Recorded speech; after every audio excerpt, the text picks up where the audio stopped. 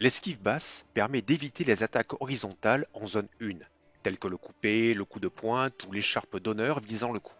Lors de cette esquive basse, tout le corps descend d'un bloc sur lui-même par flexion des jambes. Le sabre bascule à l'horizontale ou à l'oblique, la pointe vers la droite ou vers la gauche. Lors de l'esquive, le talon arrière est décollé du sol pour permettre un déplacement rapide. Le talon est dit en attaque.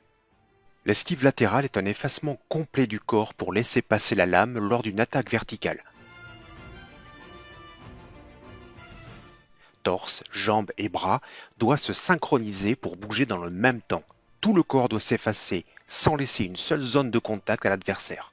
Les bras s'ouvrent, le pied avant est le pivot de l'esquive, le pied arrière donnant l'impulsion de la technique par un déplacement latéral. Appelée aussi esquive arrière, l'esquive de torse s'effectue en basculant le haut du corps et la tête pour éviter une attaque circulaire.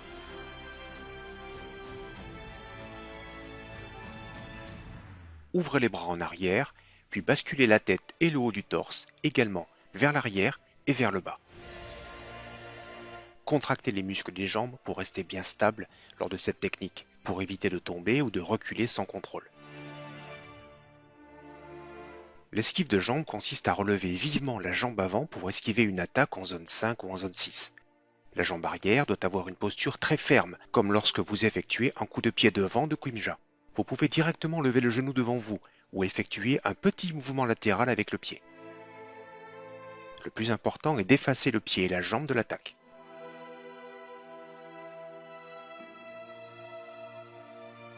Le bond arrière est une esquive complète du corps pour éviter une attaque puissante, impossible à esquiver en restant sur place.